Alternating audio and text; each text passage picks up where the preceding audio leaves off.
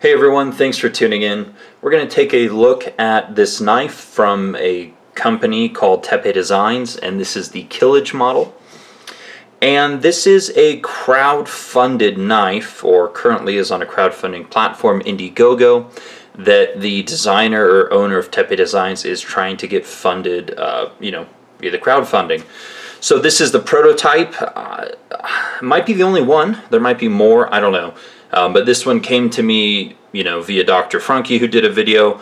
I've had it for a few weeks, so I need to get a video done and get this off to whomever. I'm not sure. But anyways, we'll go through specs, overall impressions, and details.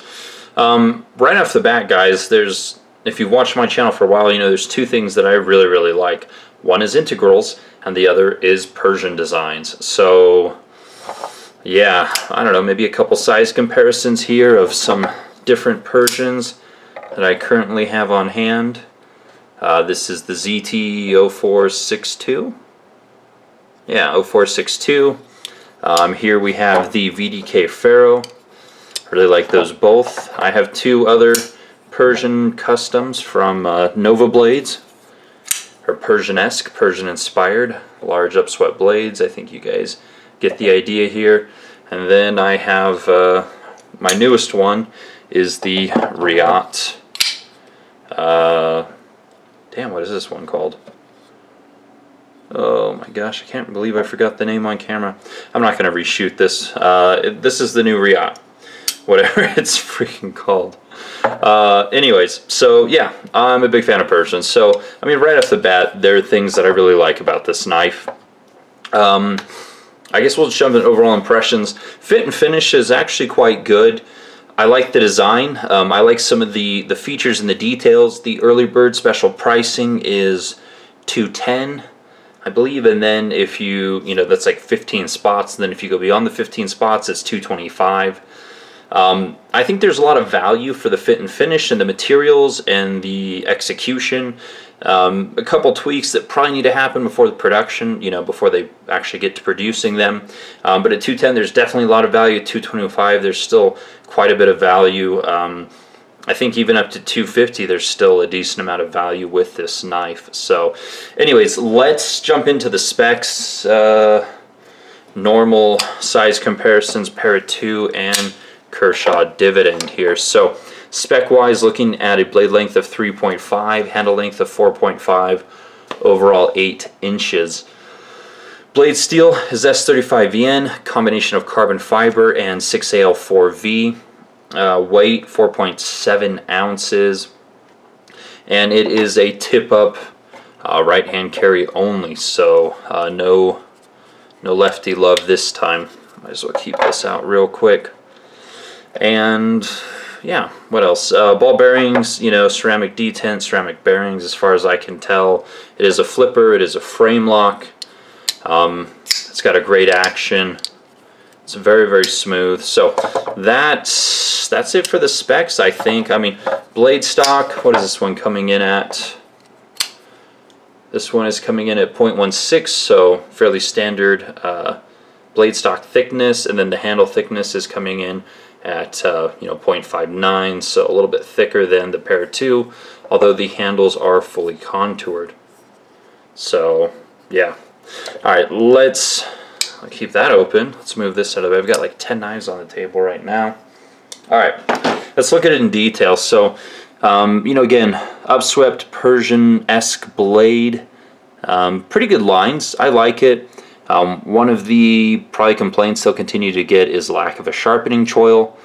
I think putting in like a V-notch in there would still match the, the plunge line and the handle shape. So I don't know, just a little V, dink dink, would fix that without too much trouble. The spine is rounded, which is a really nice touch, even where the jimping is at. The jimping is moderately effective. To be honest, with a knife in this size, and again I wear an XL glove, I'm just kind of coming down here on the top of the spine anyway, and that rounded, the contouring of the rounding on the spine makes it pretty comfortable. So I like that. Decently thick behind the edge. I think, let's take a quick look here. actually pretty thick behind the edge. Yeah, this is way thick behind the edge. 0.37, and the pair 2 is 0.25. So yeah, probably thinning that sucker out would not hurt. Will it cut? Yes. Will it slice? Not amazingly. So that's pretty standard info at this point. Flipper tab, nice geometry, nice jimping, nice detent, really smooth. You just take a look at the action. So I can flip it with just about every finger here. But yeah, it's good. Action's really good. I like it. Flipper tab's comfortable. I like that. Disengagement is really comfortable. Did a good job chamfering in here. I think they're the same height. Yeah, they're the same height, but the chamfering on both sides makes this really comfortable to disengage. It's got a really good feel. Everything's kind of rounded, but I'm not slipping on it. So yeah, I don't know. The amount of rounding and contouring on this knife really gives it a premium feel. So I really like that. I think that's it for the blade. You know, it's got a pretty high secondary bevel. Trying to thin it out a little bit. Again, I think it's fine. It cuts. Doesn't slice amazingly well. Now the handles here. Again, I've already talked about kind of the contouring that's gone on. Some additional milling here that doesn't add any tractional benefit, but it looks nice. And let's take a close look at the inlay work. Carbon fiber's nice, no voids. The inlay is pretty dang good. I mean, there's some really small gaps kind of around this portion. This side is super clean. The middle section is super clean.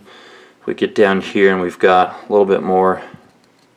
Doesn't meet up perfectly, but you know, at $210, if we'll call it that for the intro price, I really see no problems with the degree of fit and finish here on the knife. A little bit of a kind of a blue pivot collar, but then there's kind of a little bit of a gap around the pivot collar to the carbon fiber.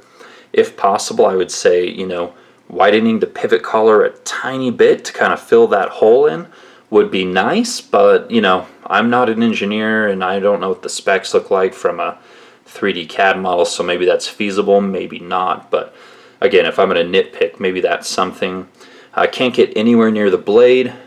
You got a titanium backspacer, anodized blue, which matches the pivot collar, which matches the pocket clip.